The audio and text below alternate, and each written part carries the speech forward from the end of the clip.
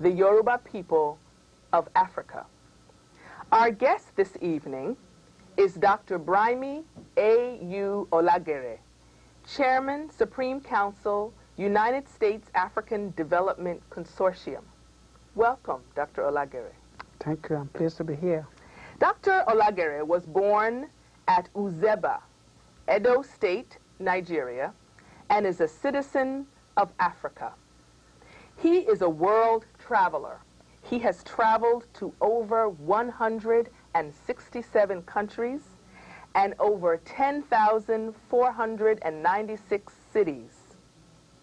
Among his long list of affiliations are co-founder of the African Development Bank, Midwest Institute of Technology, now the University of Benin in Nigeria, Edo State University, United African States, and many others.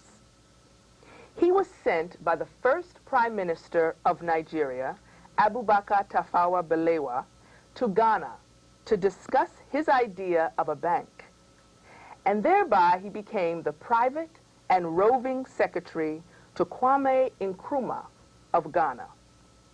He was the advisor of the Chinese Central Bank and former and managing director of Chinese Finance and Investment Corporations, founder and chairman of 29 corporations, among which are Brimy Engineering Systems Technology, African American Airlines, African Continental University, Maryland Institute of Technology, and the United States African Development Consortium, the builders of the Republic of New African World, and a lecturer.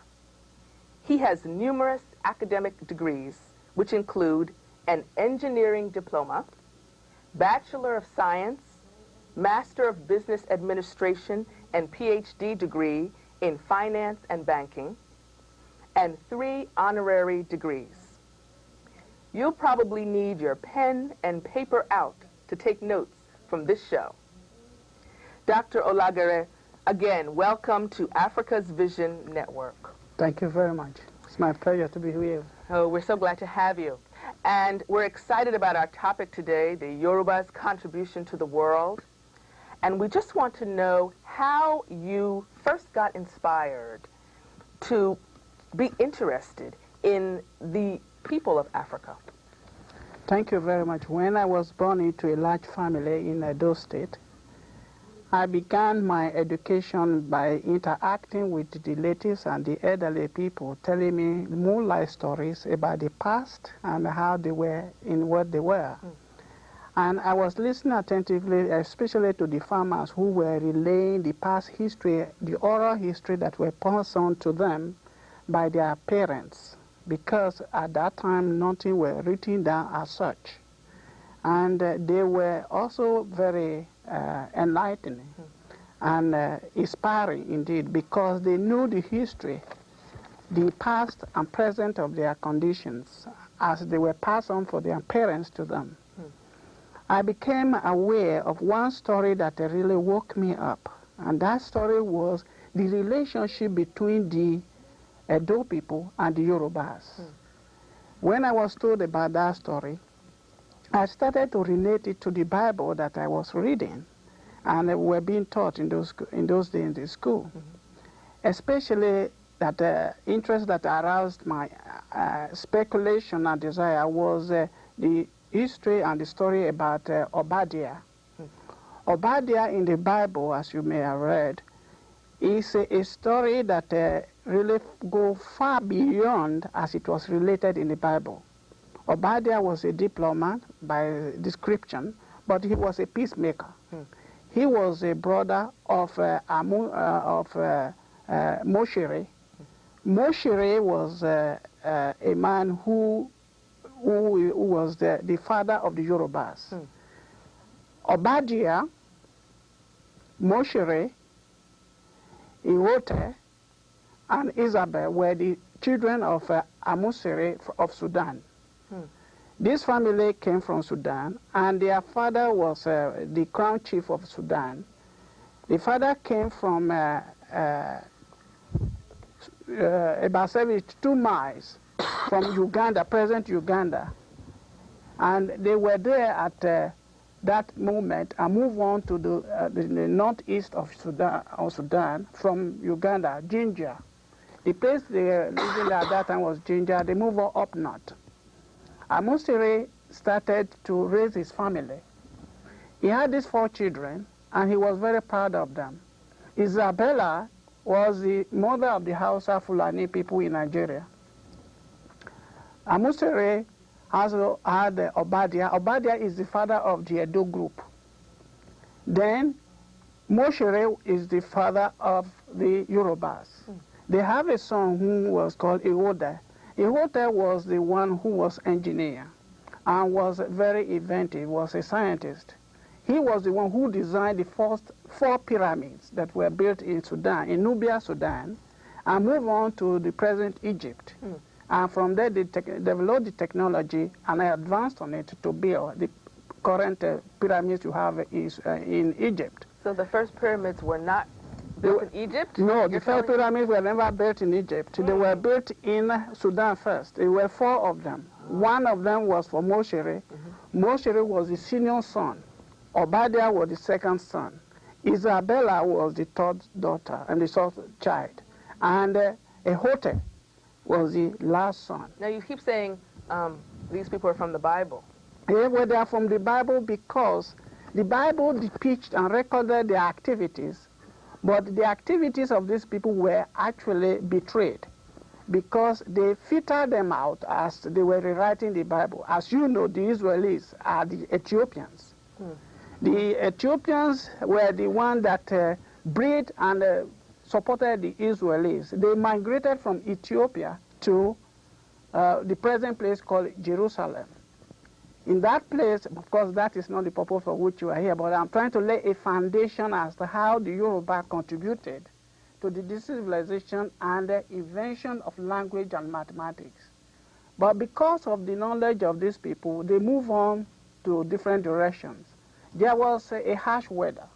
The harsh weather that splitted them up was as a result of a drought, which lasted for almost 5 years.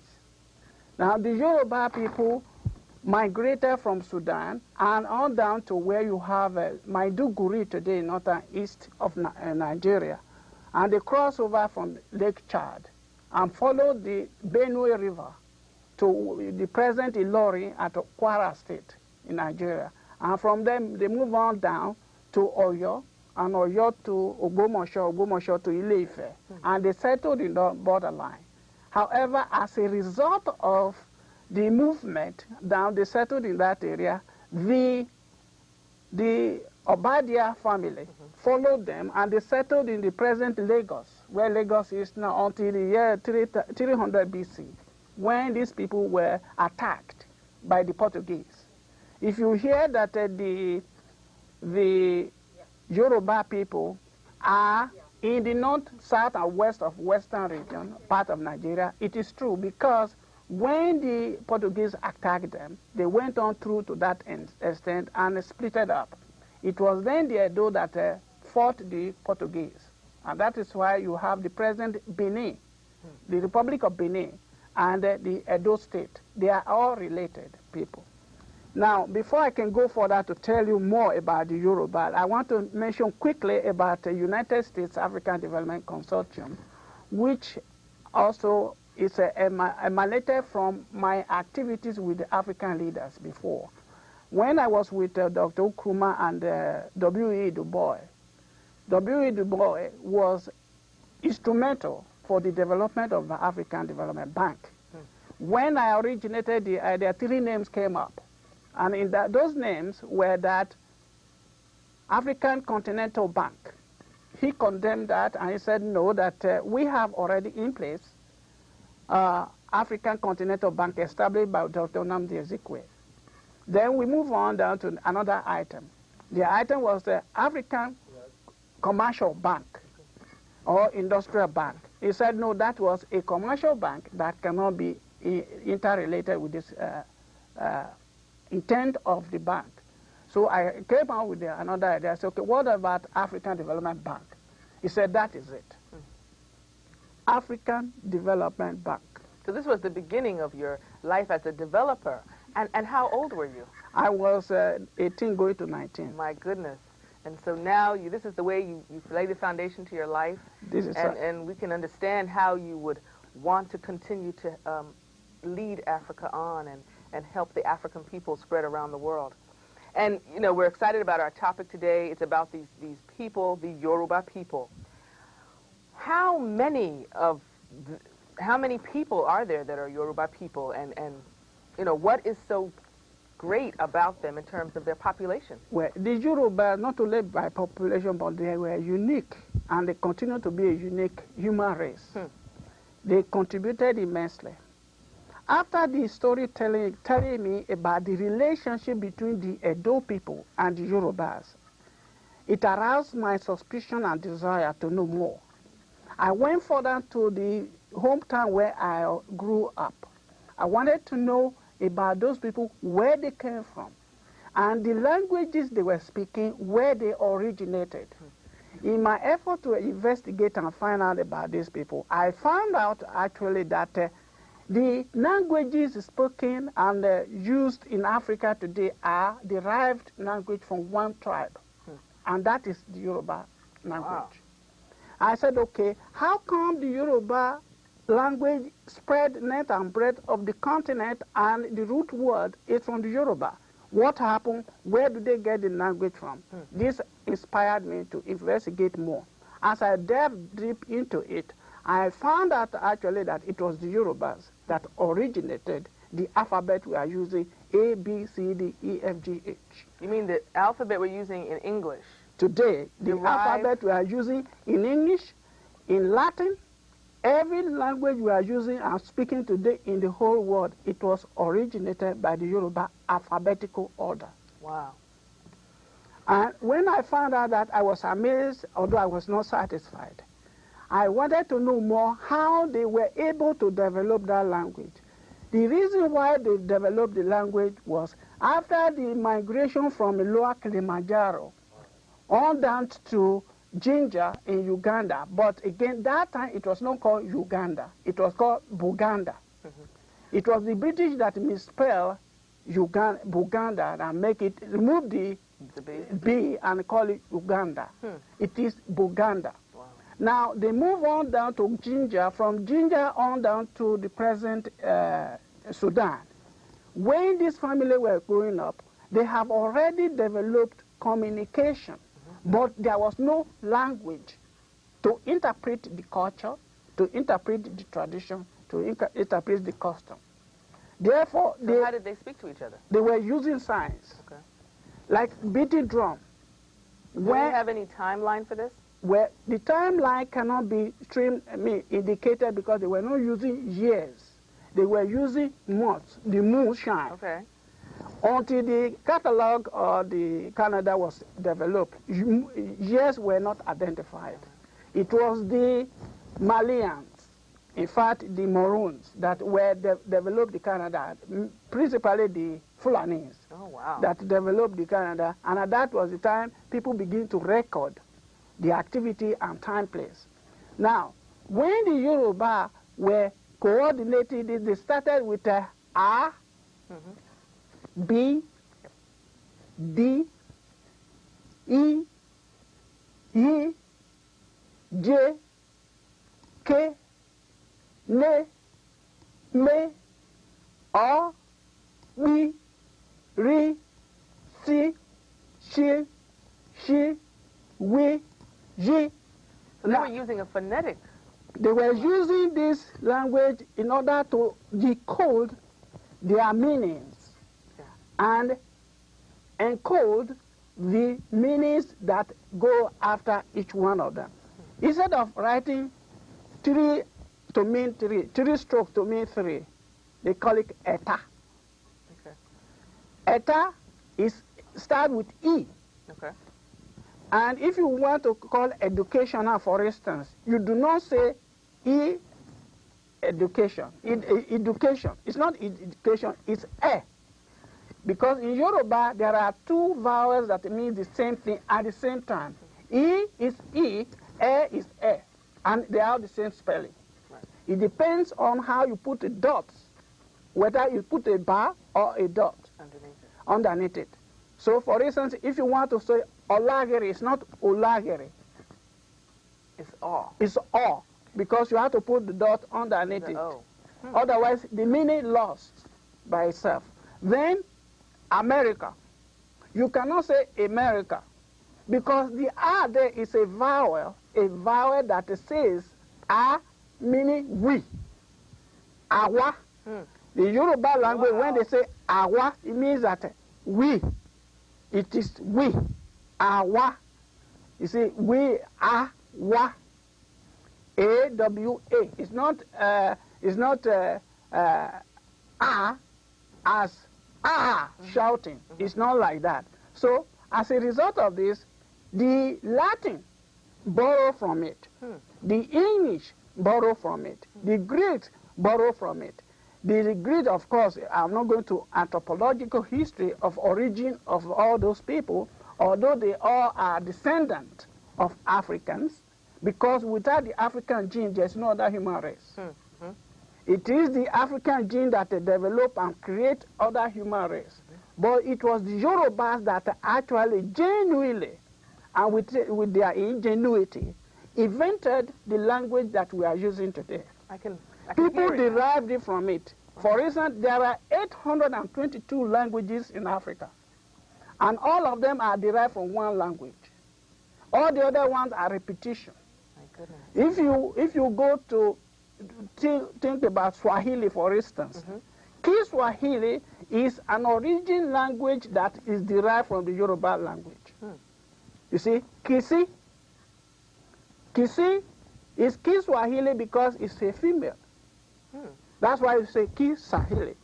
Now, if you go to Hausa language, it's the same thing. If you go to Arabic language, it's the same thing. Even Islamic language in Ethiopia and in Eritrea, if you look at their vowel, you find out that actually they are language that were derived from Kiswahili. That's why from Kenya all down, Uganda, down to South Africa, they speak Kiswahili language. Amazing. And I'm sitting here listening because I'm feeling like you just keep on explaining to me about this alphabet. And I know people are taking notes at home, but there are some other things that the Yorubas contributed, and I want to touch on that before they start saying time out. And if you could just tell us how the Yorubas contributed to mathematics and arithmetic. Okay. You see, arithmetic is a system that the Yoruba developed by counting numbers. They have what you call Ayo. It has 6 lines on both sides. Which is a game? It's a game. And it has 4 dices in each hole, 6 on both sides, and they have extra. It was the Yoruba that found out that a 0 does not exist and it's not an empty. If you say 0 is an empty, then you have to define what 0 is. It was the Yoruba that said that from 1 to 9 is a figure that repeats itself, except when you add 0, 0 becomes valuable and 0 is not empty factor. It's a factorial that enhances all other numbers to be round. Otherwise, 0 is not in existence. They said everything is 3. In other words, if you add 4, I mean 1, 2, 3, and you get 4, you have external.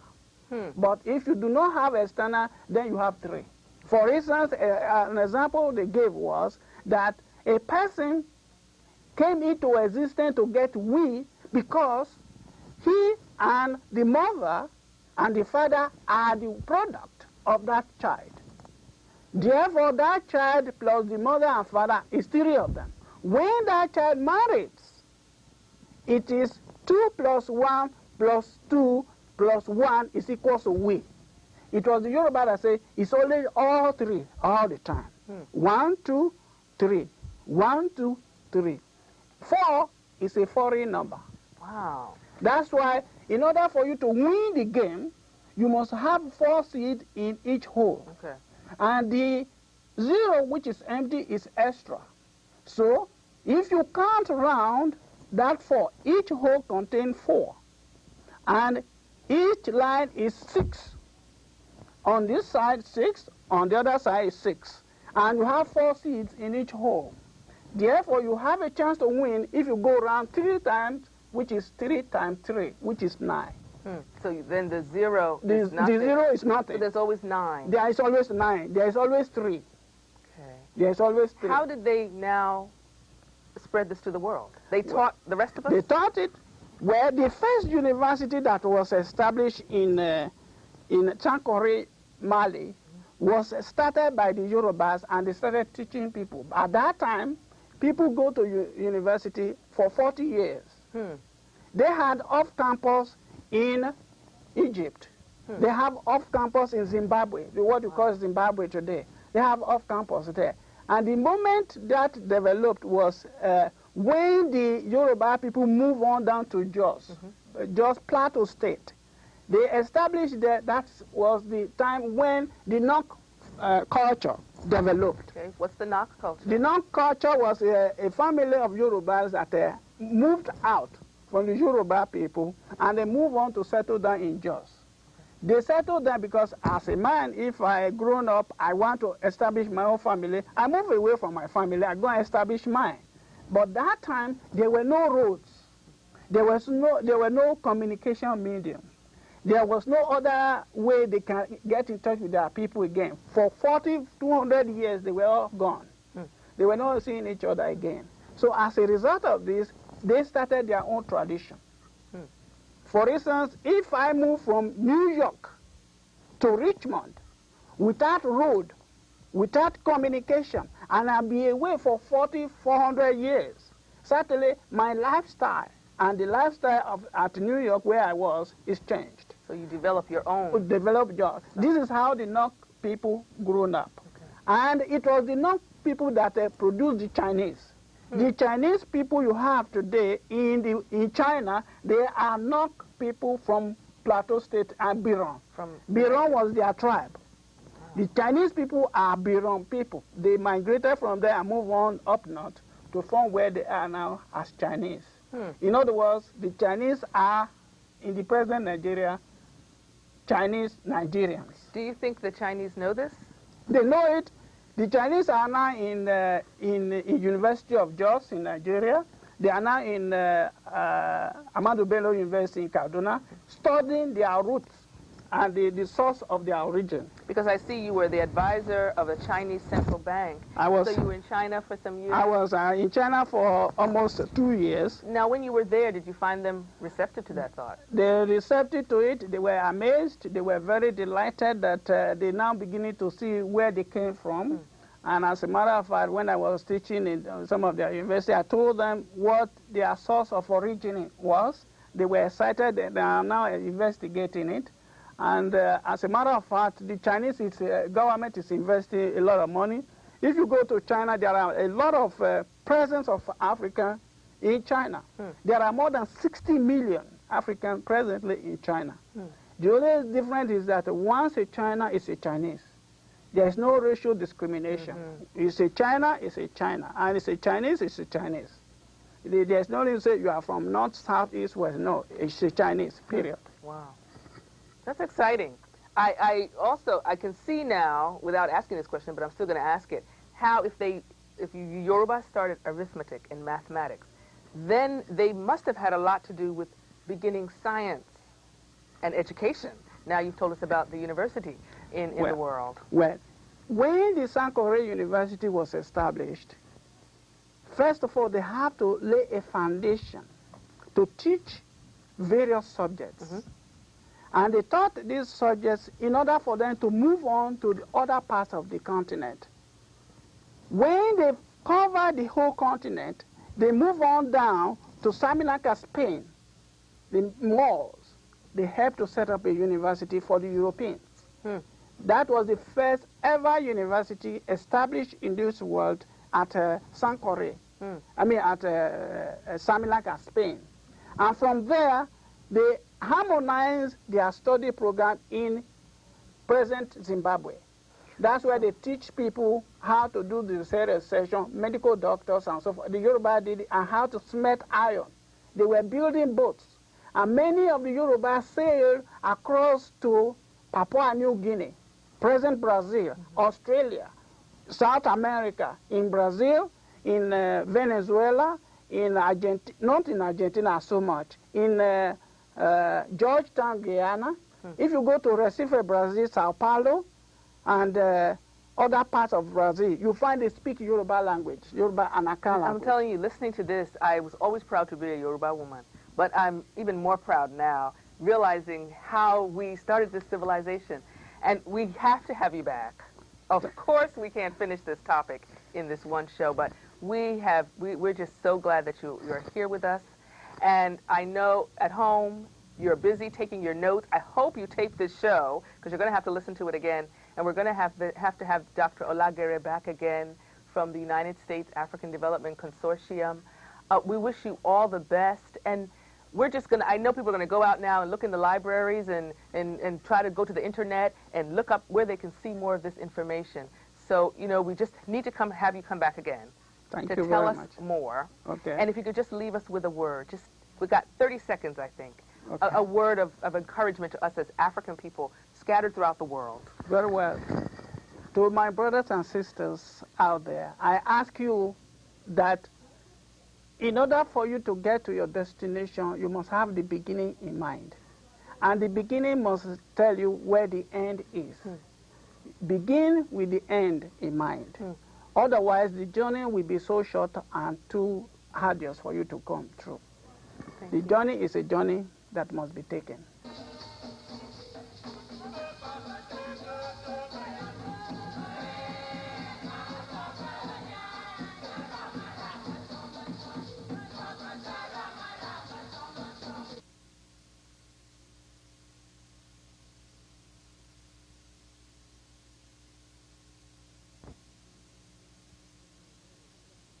What?